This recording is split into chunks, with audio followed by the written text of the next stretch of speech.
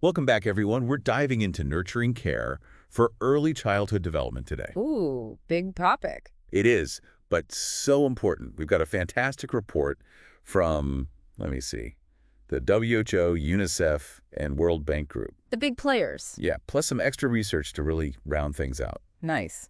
So our mission, should we choose to accept it, is to figure out, really unpack what nurturing care even means. Right, because it's more than just like keeping kids alive. Right? Exactly. It's about helping them thrive. And then how do we actually support that? Imagine you're in charge, right? Leading a community, you got to make sure those kids are set up for success. Boom, that's the lens. Okay, so I think most folks have heard that saying 80% of a baby's brain develops by age 3. It's crazy how much happens in those first few years. It is, but the report had this study, children who got regular home visits from nurses, during those first 3 years. Home visits, interesting. Yeah, they had way higher IQs by age 5 A&D or were less likely to have to repeat a grade in school later on. Wow, so it's not just about like hitting those milestones on time, it's about setting them up for success down the road. Exactly. Like building a skyscraper. Got to have a solid foundation if you want it to reach for the sky. Love that analogy. And the report even gets into the science of it all, talking about epigenetics. Epigenetics. Now, that's a word I haven't heard in a while. Right. It's the idea that like experiences can actually change how our genes work. Wait, hold on. Our experiences can change our biology. Seriously. So seriously, it's wild, right? So like if a kid is always stressed out early on, it can mess with their genes. Oh, no, make them more prone to anxiety and stuff later. Yeah, that kind of thing. But here's the good news. The report also says that positive experiences like good nurturing care can actually have the opposite effect, making kids more resilient. Okay, so it's like we're building this super strong foundation for those little skyscrapers. Yeah. But what are some of the things that can weaken it? I'm guessing poverty and malnutrition are biggies. Absolutely.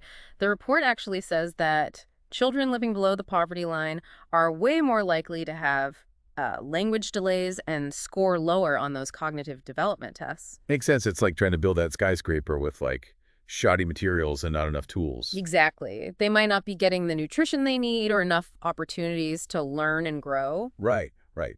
But what really surprised me was the whole preconception health thing.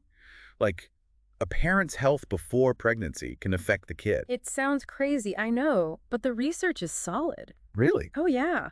There's this study mentioned in the report. Women with enough folic acid before they got pregnant were way less likely to have babies with, birth defects. Huh, so it's like prepping the ground even before you start digging the foundation. Yeah, exactly. Setting the stage for the best possible start.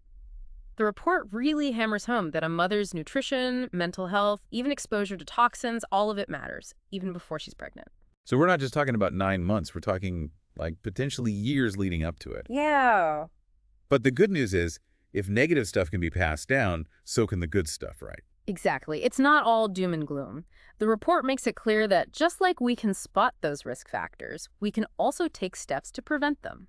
Okay, that's reassuring. So things like making sure women have good prenatal care, nutrition counseling, mental health support, it can make a world of difference. Empowering those future parents. Yes. Give them the tools they need to give their kids the best possible start. Love it. Okay, so we know those first few years are critical and that good nurturing care can have huge, long-lasting effects. Huge. But what does that actually look like? Like in real life, what's this nurturing care thing all about? The report breaks it down into 5 key components, but, and this is important, they're all connected. Got it. Not just a checklist, more like, I don't know, a web. Yeah, a web, that's good. So first up is good health. Okay, that seems pretty straightforward. But remember, it's not just about being disease-free. It's about the caregiver, mom, dad, whoever, having the physical A&D mental energy to really be there for that little one. Right. If you're exhausted and stressed all the time, you're not going to be the best at cuddling and playing and all that good stuff. Exactly. Which brings us to component number 2, adequate nutrition. Gotta fuel those little brains. And that starts even before birth with what mom eats during pregnancy. Then breastfeeding is huge, EE. Yeah, breast milk is liquid gold. Literally. It's got everything babies need. Plus it helps with bonding, which, fun fact, ties right into our next component, responsive caregiving. Okay, so we've got the fuel, we've got the building blocks. Now we're talking about the construction crew, the caregivers who are actually putting it all together. Perfect analogy. Responsive caregiving is about more than just changing diapers and feeding them. It's about those loving interactions, the talking, the singing, all those things that build strong connections in the brain. I could just picture it. Those little neural pathways lighting up with every smile. Seriously, it's amazing. And when a baby babbles and you talk back, those language pathways get stronger. It's like the baby's giving instructions on how to build their brain, and the caregiver is the architect. Exactly. And that leads us to component number 4, opportunities for early learning. Which isn't just about flashcards and ABCs, right? Nope. It's happening all the time. Every interaction, every experience, it's all learning. Playing with pots and pans, listening to stories, all of it counts. Absolutely. And then last but not least, security and safety. That one seems kind of obvious. Got to keep those little ones safe. Of course, but it's more than just physical safety. It's about creating an environment where they feel emotionally safe, too. So free from fear and stress. Exactly. When a child feels safe and loved, they're free to explore, learn, and grow. Okay, so we've got our 5 pillars: good health, adequate nutrition, responsive caregiving, opportunities for early learning, and security and safety. The blueprint for those strong, resilient skyscrapers. It's all coming together now. But how do we actually put this into action? How do we make sure all those little skyscrapers in our community are getting what they need? Great question. And that's what we'll dig into next, looking at real-world examples of how this nurturing care stuff is actually being done. Ooh, case studies. I love it. Let's see how those skyscrapers are going up all over the world. All right, so you're leading this community, right? Yeah. Want to make nurturing care a reality? Yep. Ready to build those skyscrapers? Well, the report has some great examples of stuff that actually works. Right. Proven track records and all that. Okay, yeah, let's get specific. One that always stands out is home visits. Home visits. Yeah, like imagine trained professionals or even just community members who know what they're doing regularly going to families' homes. Oh, like offering support, advice, that kind of thing. Exactly. Especially helpful for, families who might be struggling or isolated. Makes sense that direct connection can make a big difference. Huge. And there's research to back it up. This study in Jamaica found that kids who got home visits in their first 2 years did way better on those cognitive and language tests by age 5. No kidding. Oh, yeah. And they were better with, social skills and behavior, too. Wow, so those early visits really paid off long term. Long term, that's the key. What about childcare? I know that's a huge issue for a lot of families. Gigantic. Yeah. Affordable, quality childcare. Good luck finding that. Well, the report says that if communities can provide that, good childcare, it's a game changer. Yeah, makes sense. Gives kids that enriching environment, lets parents work or, just have a break. Exactly. Wins all around. Speaking of wins, what about kangaroo care for preemies? Ooh, I've heard about that skin-to-skin contact and all. It's pretty amazing. Holding that tiny baby against your chest, it stabilizes their temperature, breathing, everything. Wow, really? Oh, yeah. Plus, it's great for bonding, and it can help with their development long term. I've seen it with friends who had preemies. The bond is incredible. It's like magic, honestly. But even with all these amazing interventions, there are challenges, right? Right, gotta be realistic. First one, funding. These programs cost money, and guess who often needs them the most? The folks who can least afford them. Bingo. It's a tough situation. Like having the perfect recipe, but no ingredients. Exactly. Then there's access.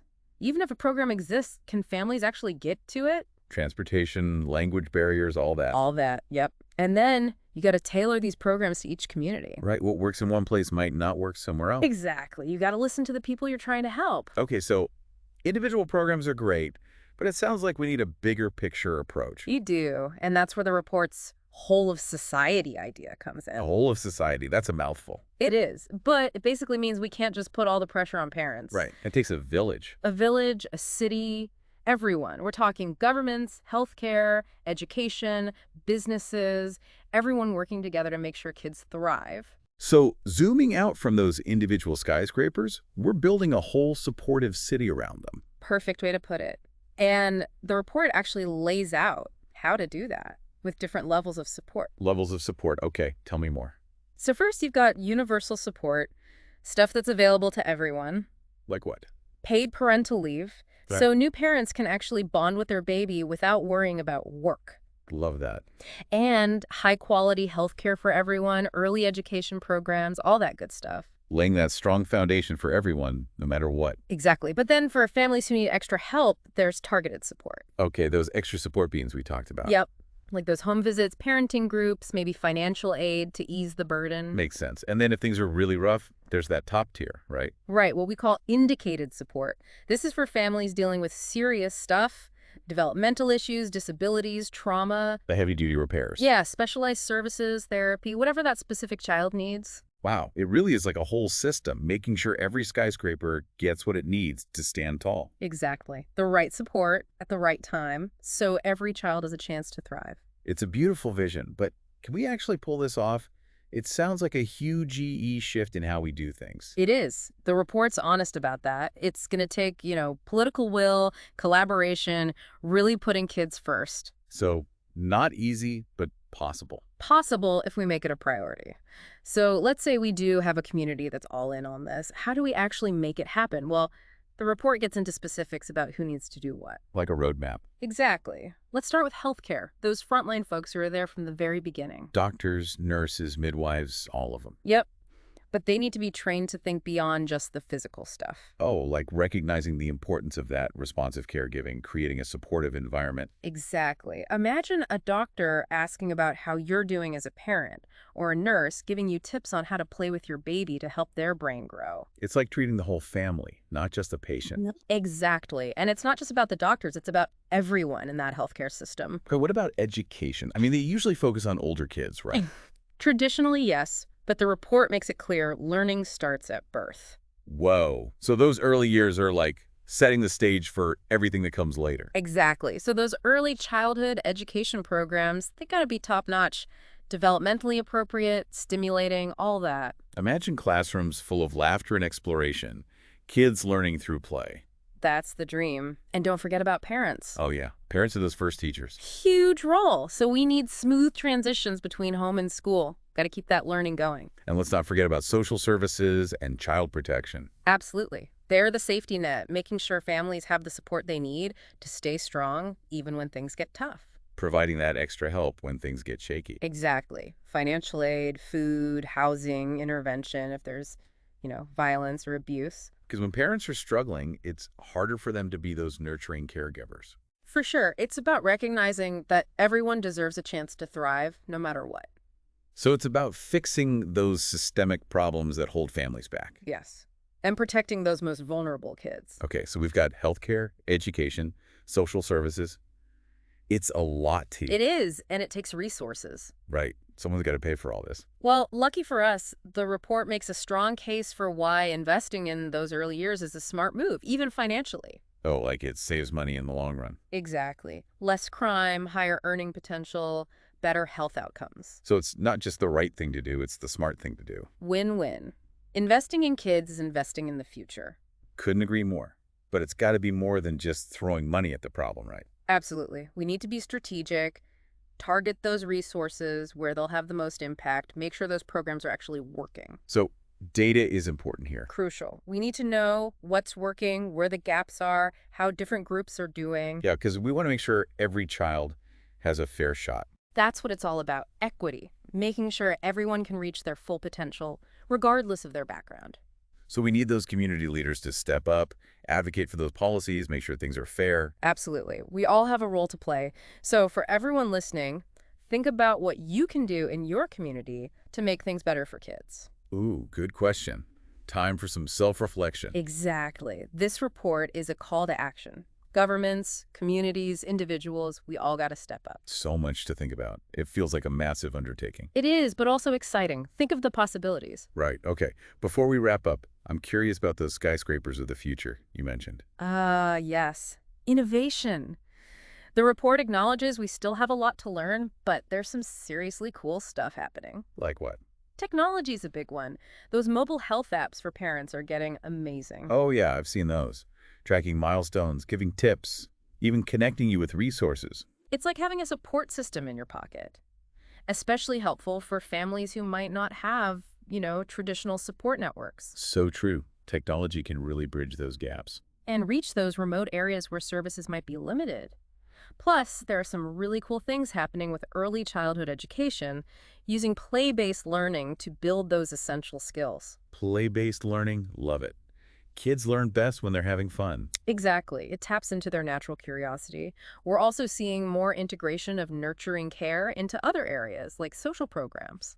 Oh, interesting. How so? Well, some countries are combining those cash assistance programs with parenting support. Makes sense, recognizing that money alone isn't always enough. Right. Got to address those underlying factors. Oh, and there's a lot of focus on early identification and intervention for kids with developmental delays or disabilities. Catch those issues early on. Exactly. The earlier, the better those outcomes. It's like having those engineers on call, ready to fix any cracks before they get bigger. Perfect analogy. It's about being proactive, preventing problems instead of just reacting to them. Which brings us back to that whole of society thing. It all comes full circle. It's not just programs, it's a mindset shift.